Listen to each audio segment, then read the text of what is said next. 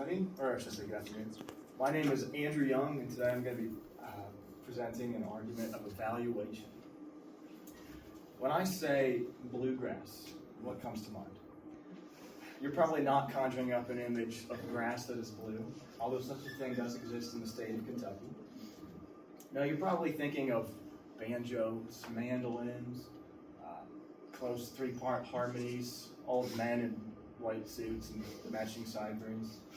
Maybe your mind goes to the Andy Griffith Show if you grew up on that hillbilly family that plays bluegrass on a mountain. Musicians like Billy Strings. Or maybe you're thinking of absolutely nothing because you don't really know much about bluegrass music. These things, however, all owe their existence to the legendary mandolin player Bill Monroe, who pioneered bluegrass music in the 1940s. He made a huge impact, or bluegrass music made a huge impact on our country, and we should not restrict its influence to the South only. As a genre, bluegrass continues to grow and adapt, and all kinds of people find themselves drawn to it. While bluegrass does not need to be everyone's favorite genre, I'm going to be arguing that it should be appreciated for its musical excellence, growing diversity, and emphasis on community. Firstly, we're going to look at the musical excellence and appeal of bluegrass music.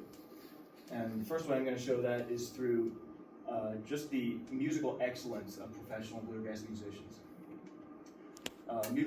Bluegrass musicians, of course, vary in a wide range of skills, but there are some who are just incredibly skilled at their instrument, incredibly proficient. And one of my favorite bluegrass bands is called Punch Brothers, which is a progressive bluegrass band. And I'm just going to play a short clip of one of their songs for you, which is called Church Street Blues. And just as you're listening to it, pay attention to the meter. Most songs are in 3/4 or 4/4. This one is in 5/4, which is incredibly difficult to play and sing on top of. And then at the end, hopefully we'll get to an incredible mandolin solo, this improv on the spot.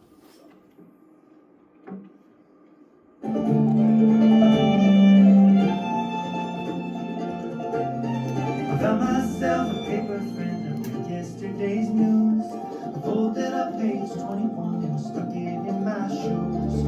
I gave me a nickel to the poor, good terms for the day. I folded up my old billfold and threw it far away. And I got myself a rocking chair to see if I could lose these thin, dark, hard times. Hell on Church Street Blues.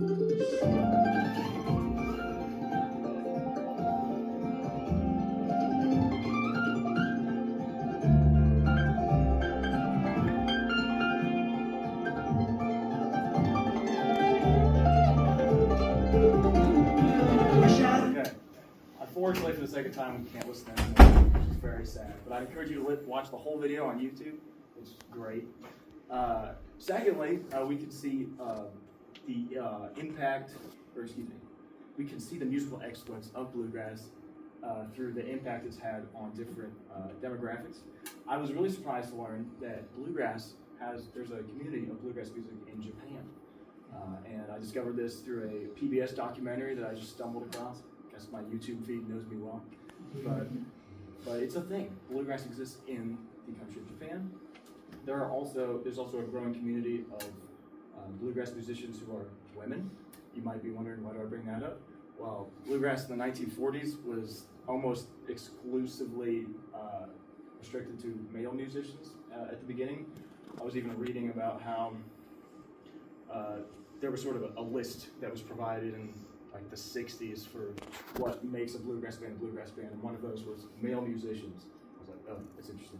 But since then, there's a growing community of female musicians such as Sarah Jarosz and Molly Tuttle, and this just shows that bluegrass continues to reach and affect people who originally might not have been playing this kind of music. Not only has bluegrass reached a lot of people, but it continues to grow in diversity as a genre itself. There's a guy named Dwight Warden who wrote about bluegrass music, and he described it as a tent that includes many different subgenres. And so one of these is traditional bluegrass, which is probably most recognizable as bluegrass when you listen to it. Standard instruments, standard repertoire, And of course, this is in keeping with what Bill Monroe he set this precedent for this in the 1940s.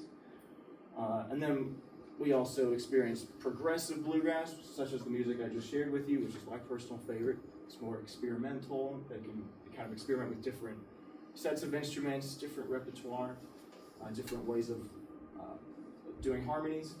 So some examples of these are the Acadian Wild, Nickel Creek, and so on. And just the fact that bluegrass includes so much diversity lends to its success as a musical genre. I was also surprised to learn that one of these albums by Punch Brothers, called The Phosphorescent Blues, made the top 10 in not only the bluegrass charts, but in the folk and rock charts as well. Which just shows that bluegrass influences more genres than just strictly bluegrass. Thirdly, bluegrass music should be appreciated because of its unique emphasis on community. One of the ways this is seen is through the way that it draws on its own tradition of music.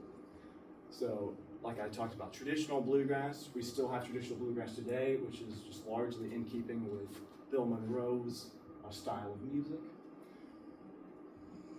And a guy named John Beal talks about this when he's discussing bluegrass festivals.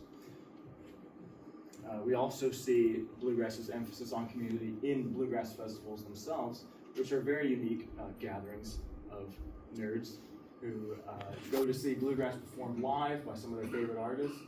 But the fun thing about bluegrass, and I learned this through a documentary called Big Family, the story of bluegrass music, is that people who attend these festivals bring instruments of their own, and they jam after the festival with people who are sitting next to them, and they form relationships that continue to be cultivated from one bluegrass festival to the next.